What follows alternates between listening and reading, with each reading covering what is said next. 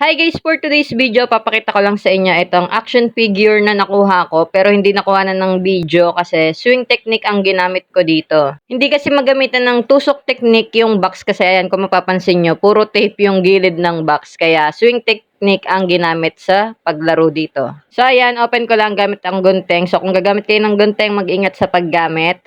Hindi ko nga lang maturo pa sa inyo yung swing technique dahil mahirap talagang mag-video kapag swing technique ang ginagamit mo dahil talaga naman yung video mo ay talagang magsuswing din kapag nag-video ka. Pero kung nanonood kayo ng claw machine sa ibang bansa, madalas yun po yung gamit nila, swing technique sa claw machine.